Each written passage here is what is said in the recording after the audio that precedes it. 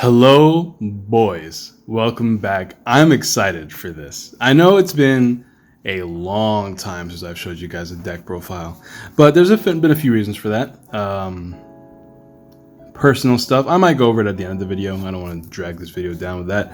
But yes, I have been gone, but I am back. And while I've been gone, I've been actually hard testing a control build. Super hard testing. This isn't your stereotypical security control, although it is a variant of control. I know some people don't like the control list, but I like this list because it's really fun to tailor make a list to hard counter the meta and deal with things that's some people just aren't even thinking about. There's so many things that this list can lose to that I have been working on to avoid. And I think this is like my masterpiece almost. And if you like playing control or you haven't played a control list, but you're looking to try something out, give this list a try. I'm sure you'll have a lot of fun playing it. I actually really enjoy playing this list. And I've been dealing with people that, are not as negative about me playing a control list as, I would expect them to be, which is good. That means that I'm playing against more mature players, which is exciting. So, you guys know the drill. Like the video, subscribe, share all that good jazz. I have been topping locals with this list, going 3-1 in a few store championships. Unfortunately, never able to take it home just due to some shenanigans, which I've changed. This is not the list I've been taking to the tournaments. This has been the updated list after going to 2 Evo Cups the past month. Multiple locals and a bunch of store championships, and these are the lists. I'm really proud of this list, and let's just go ahead and get right into it. I'm gonna separate this list from Digimon, well, the yellow section of the list, then we'll do Tamers, security options, and then Digimon. That's how we're gonna separate this list, and I have a whole batch of cards I need to grab. Already. I have a whole batch of cards that I'm going to be showing you guys that are other options in this list that you can put in and out depending on not only your locals, but maybe something you want to give a try in the future. Maybe there's some cards you like, some cards you don't like. These are all cards that I have in my deck box here that I can switch in and out whenever I need to in case I want to try something different, or maybe I feel like this will be more popular, maybe that will be more popular, maybe I want more of this in my build, maybe I want more of that in my build. That's the cool thing about this list. It's super duper malleable. So I'm going to go over the list first, then I'm going to spend the rest of the time talking about all the different options you have as the list goes on. But we're going to go over the yellow stuff first, just the yellow Digimon, which is going to be very standard. You have your 4 Magna Angemon, your 4 Magna Drummon, and your 2 Lucemon. And because it's such a standard thing, recovering so that you can... you're not really recovering to put more security bombs in your security. You're recovering more to stall the game so you can slowly chip away your opponent. The way this deck wins is 2 ways. You either deck your opponent out, or you chip away at their security until you win the game. This deck is not playing tie and mat like your standard security control list players are. I feel like tie and mat is too reliant on getting an Omnimon out and then swinging for high security. Most smart players will deal with that Omnimon even at the sacrifice of their own Digimon, just because obviously if you have like a bunch of tie and mats down on the board, your opponent doesn't want to lose all their security to a swing. So I feel like Dynamite is too reliant, so I cut it out altogether. I have some different options in this list instead, and because you run Digimon, you can just slowly chip away. Like if you think about it, right? Like you have 4, 8, 10 attackers right here. Your opponent usually only has 5 security.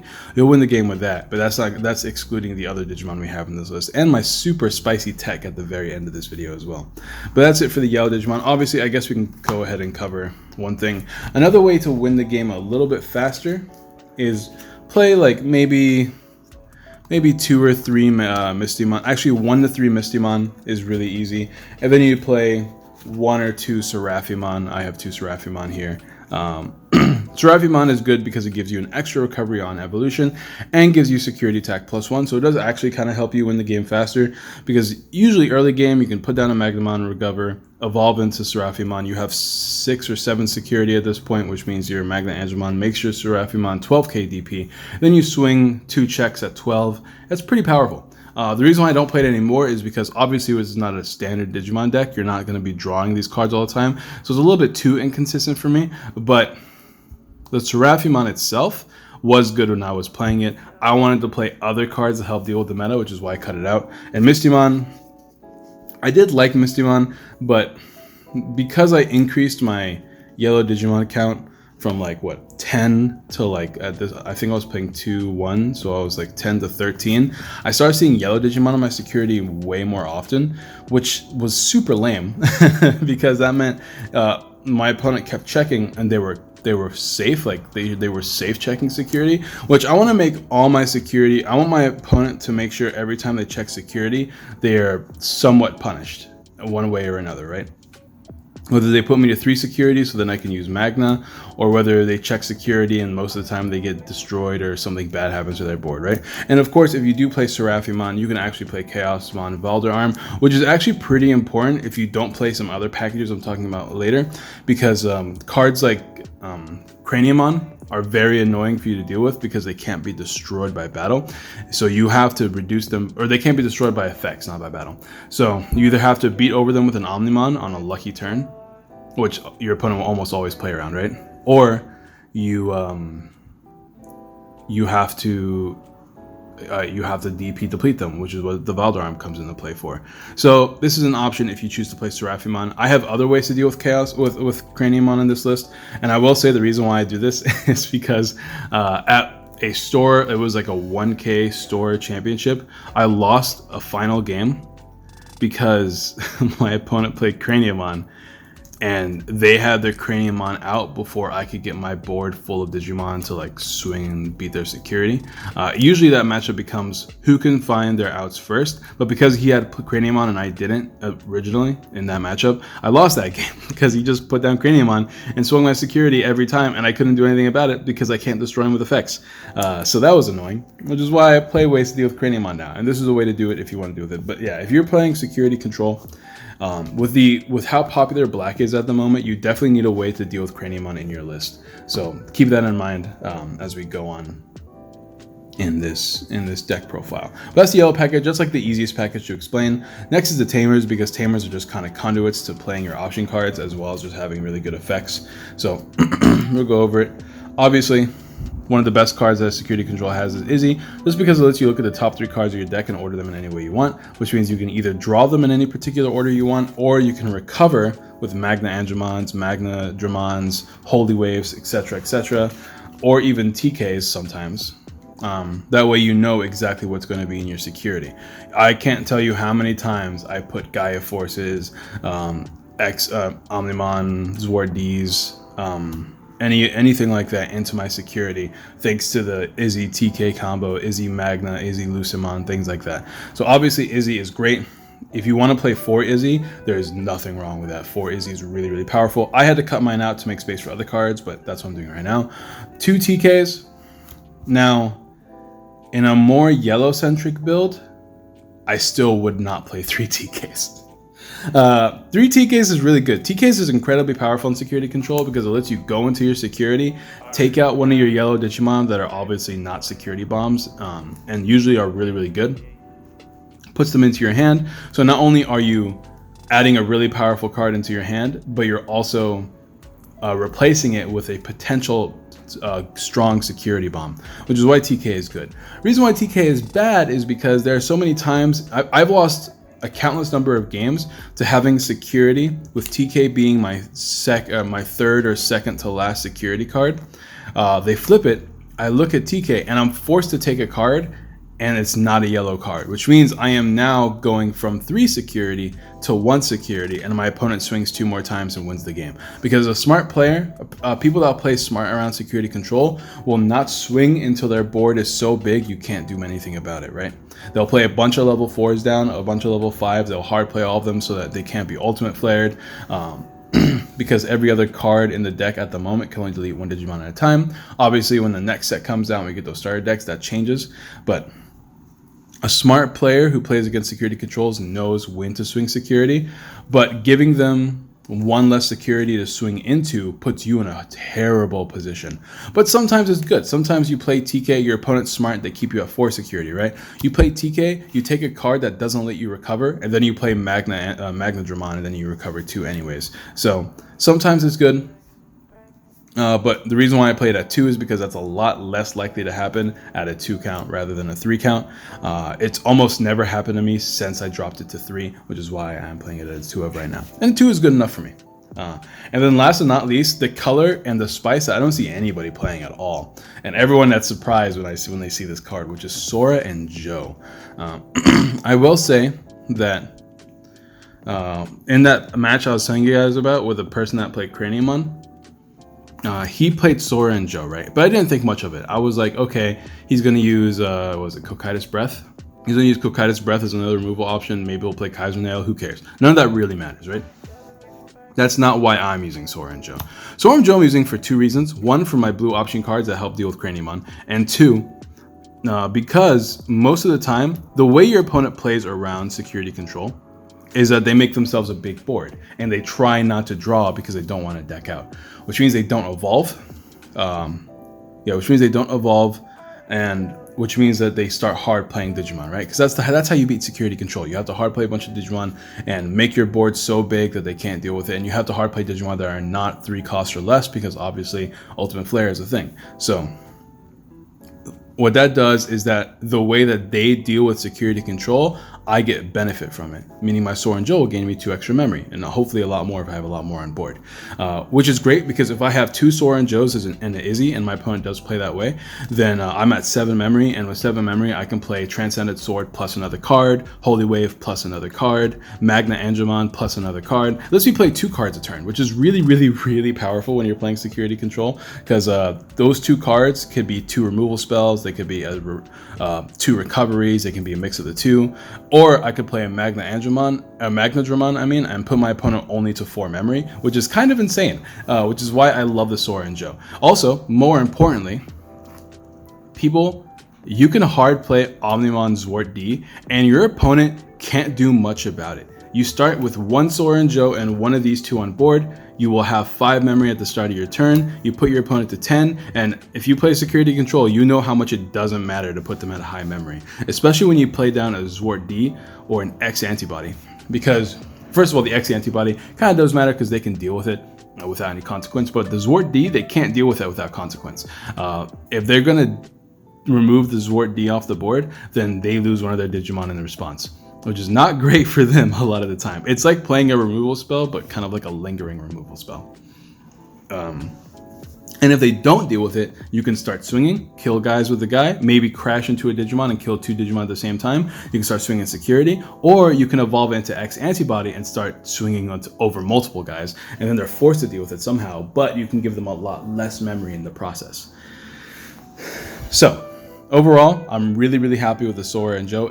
I feel like it gains you more memory than Tai and Mat does. It's a lot easier to play around a Tai and Mat than it is to play around a Sora and Joe. And sure, Tai and Mat gives you that extra security check, but you can win the game without it very convincingly.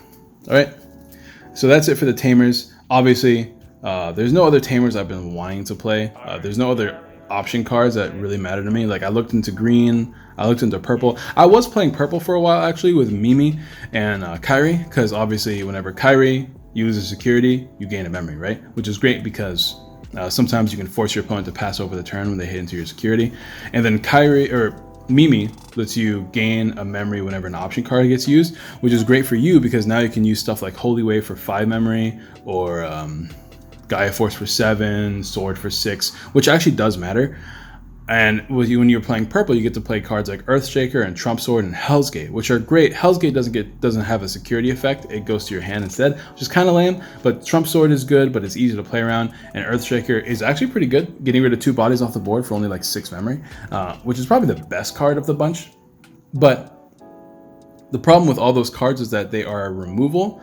And sure, removal sounds good, but removal doesn't deal with their destruction, I should say. Their destruction, and destruction doesn't deal with Craniumon. So it feels like an unnecessary color at the end of the day because it doesn't deal with the meta at all. It just kind of gives you more of what you already have. And more is always great, but more is only as good as the decks you play against, right? If you play against decks like Craniumon, like the black decks that are really popular right now, or the Mirror, then they're kind of pointless cards at the end of the day. So that's why I'm playing blue. And now we're going to go over all the security cards here. And this way you can see why I like this deck so much. We're playing 4 Holy Wave. We have a total if you don't even count the Zwarts or the Tamers, I believe 22 security bombs in this deck, which is an insanely large amount. And like I said, this game is all about chipping away at your opponent until you win the game. And I'll talk about all the other security cards you can play as well. But for the yellow one, the only one we're playing is Holy Wave. You can play Eden's Javelin. It's actually not a bad card. You can play any other yellow removal. Ooh, some really strong ones that I actually do like. Particularly one I want to test a little bit more against Rookie Rush, because I played. It's Purge Shine, by the way. It gives you all of your opponent's Digimon minus 3k. For four costs, it's kind of expensive. Let's see if I can get the focus in. There it is. All of your opponent's Digimon get minus 3k. Now, for 4 costs, it's kind of expensive, and Rookie Rush has a lot of 5k DP Digimon as well, so those Digimon dodge this. But it's good against Lord Nightmon, who plays a lot of Starmon and Pulsemon and stuff like that. And it's good against Rookie Rush as well, because Rookie Rush has to play those same Digimon, Starmon, Lopmon, Bushiagumon, etc., etc. So this is still pretty good versus them. It's yellow, which means it's a little bit less consistent. You do have a lot of Digimon and you have the TK, so getting yellow isn't that hard, but it's a little bit less consistent. It becomes a brick in the hand sometimes, which is why I'm not playing it at the moment. But I did win 2 Rookie Rush games, just like dominated them, and yesterday's Core Evo Cup, right? 2-0 in like 10 minutes. It was insane. Ultimate Flare is king, and just the pure amount of security bombs I had is king.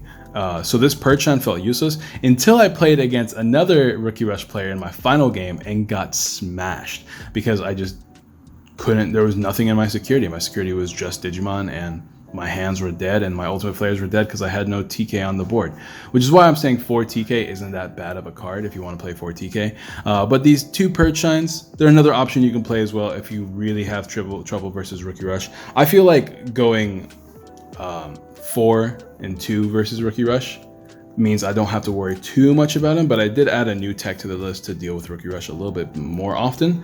So and it helps me deal with another color that's really annoying to me, which is blue. But I'm not playing those Purge Shines at the moment, and instead I went all the way and maxed out Trident Revolver. This is something you don't see a lot of people do, and I love it now. At first I only played 1. I went up to 2, played some Plasma Strike. I don't play Plasma Strike anymore, but I did play Plasma Strike for a while. If you guys don't know what Plasma Strike does, it is this card. For 4 costs, which is super cheap, delete something with 13,000 DP or more. This is great versus Lord Nightmon and the mirror match. And sometimes it's good versus black, but I don't really feel like it's super necessary. You play enough removal as it is to where you don't need a cheap one, which with such a small window that it becomes useless against a lot of decks. And in the current meta right now, there is a lot of decks. There is green, there is Rookie Rush, there is I played against, I was like 6-1 or something, and I played against a Garuru deck, like an ancient Garurumon. There's red, there's, obviously there's different iterations of yellow out there. There's a lot of decks. I played against maybe, I think, 2 Lord Nightmon in a 9-round tournament, which for the most over-centralizing best deck in the game, I'm surprised I saw it so little. But that's because of how many different decks are at the moment. There's purple. There's so many decks that this card doesn't really do much about against unless they have very particular circumstances, which when you play this deck, you try to make sure they don't get those circumstances. So that's why I took out the Plasma Strike. Although it did help me win a mirror game. I wanted more Trident Revolvers because the way I look at Lord Nightmon matchup and the way I look at a lot of different matchups is that, like I said, they try to fill up their boards with Digimon, right? Their Digimon includes stuff like level 4 blockers, level 4 anything, and this Trident Revolver pretty much decimates most level 4s and a lot of level 5s because a lot of people are playing the cheaper cost level 5s nowadays, such as purple playing Skullmarimon, yellow there's sometimes playing Sirenmon, etc., etc. Trident Revolver has been king, and also currently we play 8 Tamers. I was playing 9, so this is great for just being able to get a 2-for-1 cost a lot of the time. So Trident Revolver, I love F4 now, and it is a card that I would cut if I ever need to make cuts, but I would really, nowadays I'm going to start hesitating before I cut it like I used to. Of course, we're playing Super Standard, 4 Sword, and 4 Gaia Force, and I am currently playing 4 Ultimate Flare. This card is another card where I'm just like, do I want to cut the Ultimate Flare or not? Because there's so many games where it's just in my hand and I don't have a black card down. There's a lot of glare there. I don't have a black card down to, like, you know, play the Ultimate Flare with. But because of how popular Rookie Rush is, I still want to have 4, just because, you know, it gives it a higher chance of being in security. And if I get the TK, I can obviously force myself to draw into it a lot of the times as well. So that's why I'm playing 4 Ultimate Flares. If you want to cut this down to 3, I understand, because it makes sense, right? You obviously, this is a brick, and when you're playing a deck like Security Control, you want to avoid as many bricks as possible in your deck. But because of the format at the moment, Ultimate Flare is almost a removal spell in the lines of Gaia Force. It doesn't deal with level 7s, nor does it deal with a lot of Lord Nightmon, because Lord Nightmon, they usually have 4 cost or more rookies, such as Salamon, Bushi Agumon, etc., etc. So Ultimate Flare doesn't deal with those guys, unfortunately, but it does deal with pretty much every other deck in the game: green, blue, etc., etc. So that's why I like Ultimate Flare. And my card I am currently playing to deal with big threats to your deck is Absolute Blast. And the reason why Absolute Blast is great is because you can trash the bottom Digivolution card of one of your opponent's Digimon, then return one of your opponent's Digimon with no Digivolution cards to the bottom of its owner's decks. So you can see the synergy here, right? Let's think about Craniumon, for instance, right? Craniumon cannot be deleted, but Craniumon can be de-digivolved. So if you see a Craniumon on board, you de-digivolve it, there you go, problem gone, not a big deal. If they're smart and hard play the Craniumon, that's where Absolute Blast comes into play. Not only does it remove the Craniumon from the board, it puts it at the bottom of the deck, which means your opponent's not seeing that Craniumon until the end of the game, when you probably already won, or you're decking out your opponent, so it doesn't even matter if they see it anymore. Absolute Blast is a beautiful removal spell against these decks that just have too many that play. Not only is it good against Craniumon, but it's good against all decks, because like I said earlier, most people hard play stuff to deal with Security Control. And it's not like, oh, maybe they just shouldn't hard play stuff anymore. That they have to, because they're going to deck out by drawing too much, or they're going to get de-digivolved by Ultimate Flare, so it doesn't even matter at the end of the day. Or I'll just kill them, and then they just lost 2 Digimon at the same time, essentially. So they're forced to hard play stuff, which is why Ultimate Blast is a great card to deal with that. But these are the cards I have for security: 4, 8, 12, 16, 20, 22 here. Obviously, we have the 4 Sword Defeat, which we'll be talking about shortly. And we have 8 Tamers. Now, Tamers I don't like to count as security cards, because I almost rather hard play them, because they're cheap to play anyways, and they don't delete things when being checked. But it is something, I guess it does kind of make your board bigger whenever your opponents do hit into a Tamer. So it's kind of like you take the good or the bad, right? Now let's talk about the final few cards in this deck, and this is where the fun comes into play. Let's talk about the Digimon that we use to attack. And of course, we play Sword Defeat 4 of. Sure, this card can go into your hand, and you hate to see it in your hand, but you play Sora and Joe, so you can hard play this thing all the time, and it's a good play to hard play Sword Defeat, because once again, your opponent can't really deal with it. Sure, your opponent can set up a big board in response, but as long as you know that you can deal with their board, or you know your security is stacked, as long as you have knowledge, which you get through Izzy, which you get through TK, which you get through recovering continuously throughout the game, you know that you can hard play this card and then proceed to win. Or you can hard play it, your opponent can't deal with it, and then you can evolve it into X-Antibody, which I am playing 2 of, because this card is so impactful in so many matchups. So, mostly Lord Nightmon, because your opponent has to swing with Lord Nightmon to obviously proc their effects, which means they come out rested, which means that you can come in with X-Antibody, swing, use his ability to delete something off the board, which will reduce Lord Nightmon's attack by however much it reduces, and then you can swing over the Lord Nightmon most of the time, because it's 15k body, obviously. Your opponent needs to have 5 Digimon, including Lord Nightmon, to match X-Antibody strength, 6, and then you can crash into it if you want to. But with 5, obviously, use the ability of swinging to delete one of their other Digimon, which then makes Lord Nightmon 14,000, and then you just delete a Lord Nightmon through attacking. This single card is a 2-for-1 deal most of the time. And just like x-antibody, just like Zwart Defeat, I hard play this card a lot. I don't even have to evolve into it if I don't want to. Hard playing it is just as good as long as you know your opponent can't deal with it, which is great versus black because black has no removal. The only removal it has is Ultimate Flare, which means they can't deal with it. So if you play this versus black, it's just donezo. They can't do anything about it. The most they can do is crash into it with a Zwart Defeat, and then use his ability to delete you. That's it. That's all they can do. Or they can try to beat over it if it's rested. But if it's not rested, then they can't do anything about it. This card's very, very powerful in the current meta, which is why I play it as 2 of. I know a lot of decks are playing it as a 1 of or a 0 of, but I think it's great. I'm currently playing Mechanorimon, and I'm playing Mechanorimon for one reason only, and that is because I cannot stand how often I get cheesed versus blue players. Whether it's Imperial Dramon or Ancient Guru Rush.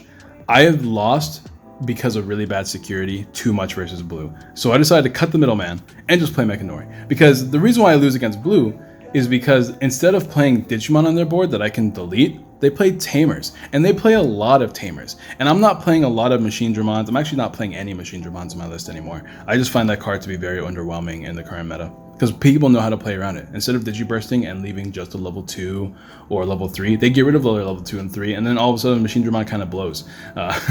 And not only does it blow, it also sucks because you can't use Ultimate Flare because they keep Digibursting away the right Digimon. Like, people are smart. I'm playing against high-level people too much to realize how bad Machine Dramon is nowadays. But the reason why it's annoying is because Mechanorimon, if they have Tamers, I can't delete the Tamers. I can evolve into a Zwart D, but that takes too much memory to do that. So if they have Tamers on the board, they can just evolve them to Lobos. I know so many people nowadays that are playing 3 or 4 Lobomons just so that they can evolve into their Tamer for cheap and then swing and win the game, because I have no way to control their Tamers outside of evolving, which is really difficult, especially since I don't play a lot of I only play 1 level 6 black Digimon in this deck list. So Mechanorimon deals with the Lobo situation I'm having versus multiple different blue decks. And also, it also deals with things like jamming Vmon and just a bunch of rookies in case I can't find my Ultimate Flare. And it's a black card, which means my Ultimate Flare becomes active more often. So it does a lot for me. The only thing that it's kind of like pretty useless against is Rookie Rush, because they usually find a way to either tap it or delete it with the Spiral Masquerade, or like Puppetmon it and then I can't unsuspend it, like stuff like that. They can deal with this card, but it does slow them down a little bit and force them to play cards that they don't want to play.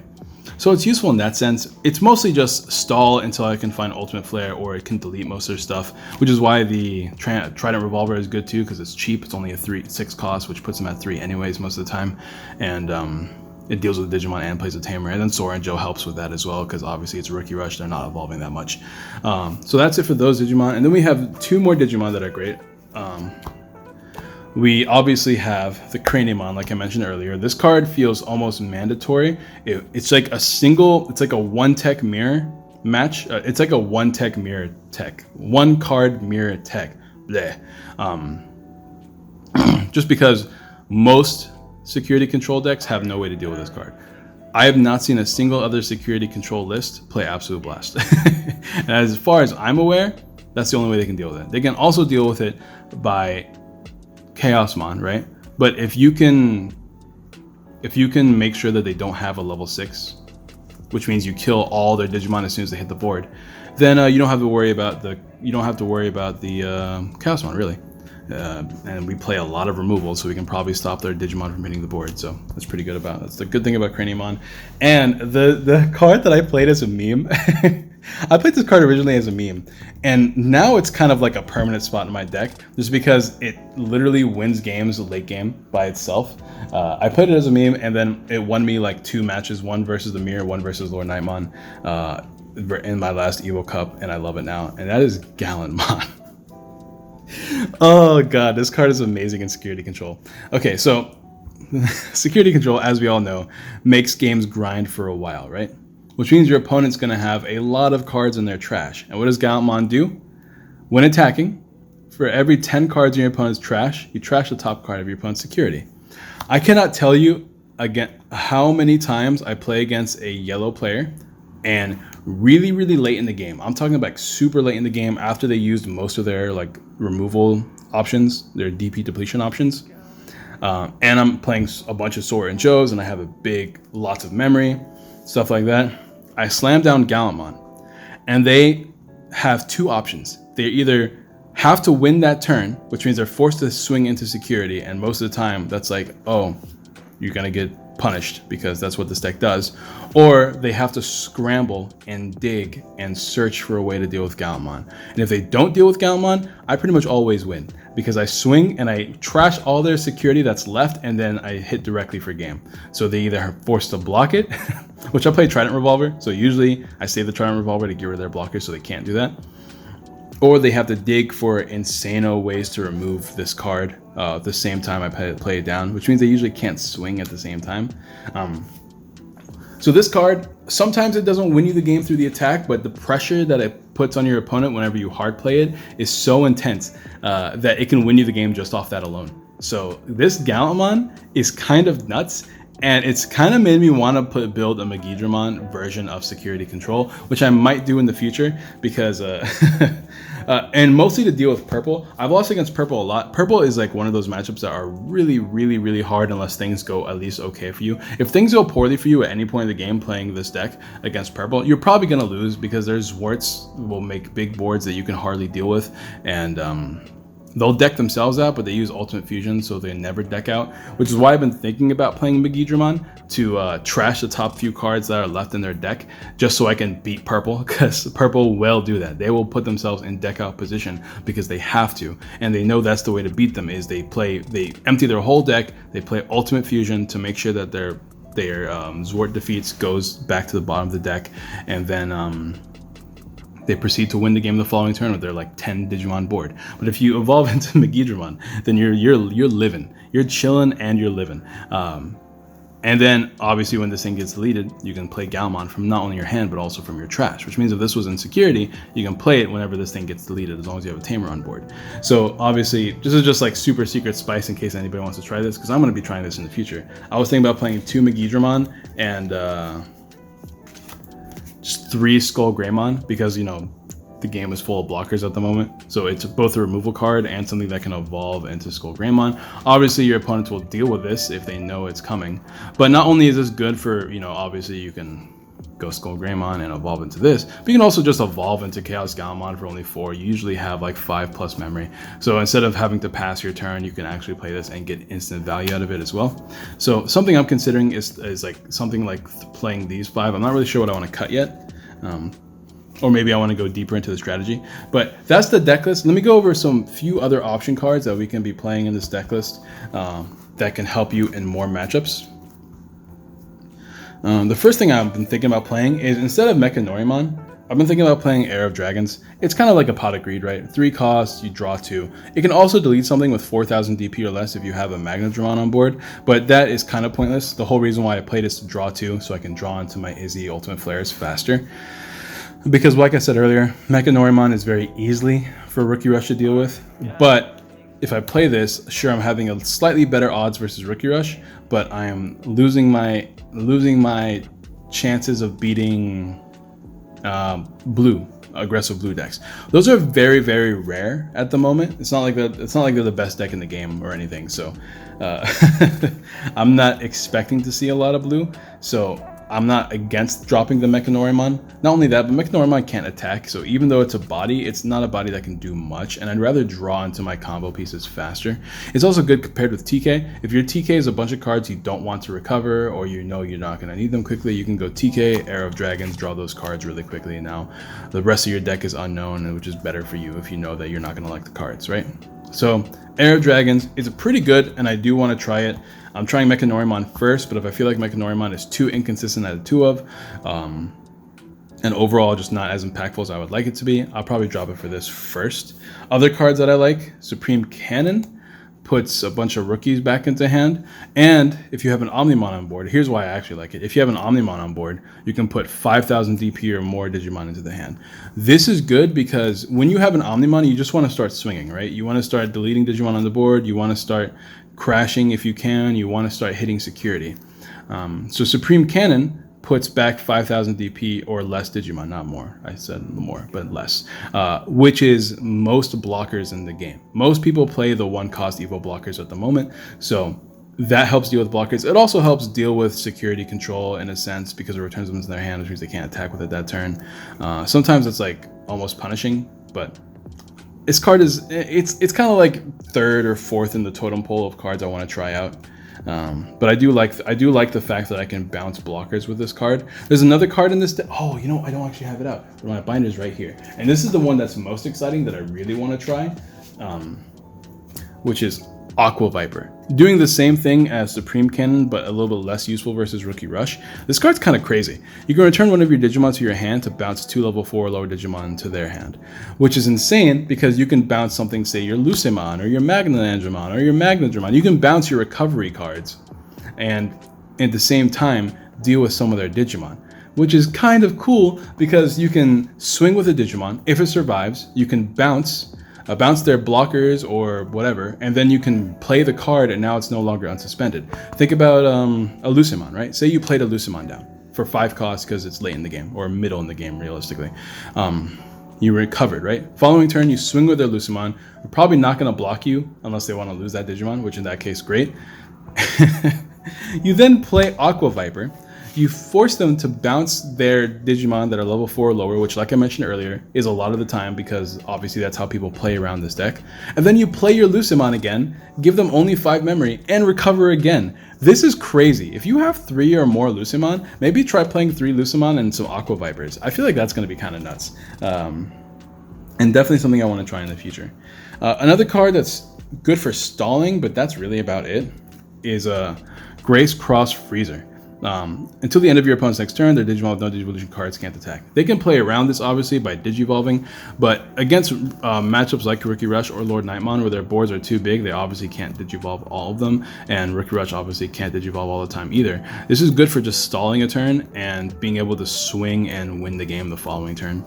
So another good card. This is probably going to be, if I had to choose an order of cards, it'd be like that first, then the Aqua Viper, then the Cannon, then the Grace Cross Freezer. That would be the order in which I would try these cards out. And I would play them as 2-ofs, just because the only cards I could think of at the moment to cut with my particular build is Mechanori, which also at the same time gives you good security cards. Aqua Viper unfortunately isn't a good security card. It comes to your hand, which is not bad by any means, but that's all it does is go to your hand. While the rest of these cards, they at least do something in security, which is not bad. And like I mentioned earlier, and actually the eggs that I'm playing, I guess the last thing I'll talk about is Poromon. I'm playing 3, not for any particular reason. I was beforehand playing Agumon. Agumon lets you search for Tamers and put them into your hand, obviously. Top 5 cards, which means you know exactly what cards on the bottom of your deck as well, which kind of gives you a little bit more information to work with. And the reason why you play Poromon, and you should always be playing Poromon as a security control player and not these fancy other eggs, is because at the very least you can trick your opponent to thinking Poromon is useful, right? Because you can evolve this into any level 3, and then when attacking, you can delete one of your opponent's Digimon with 1000 DP or less. We're talking Blue Gabumons. We're talking Starmons. There's so many like 1k DP powerful effect Digimon in the game right now. Particularly just like Starmon itself is enticing enough to make you want to play Poromon, right? Even if you're not playing a rookie like me, you should be playing something along the lines of this to make your opponent think that you're doing something, right? Even if you don't have the rookie, you want to at least trick your opponent into thinking, oh, he'd probably play something, and then Poromon will come in and delete my guy and also check his security at the same time. So this is good. Play the Poromon. It's the best rookie, at least for the mind games. And that's really about it. We did talk about Machine Dramon earlier. I talked about why I don't like it.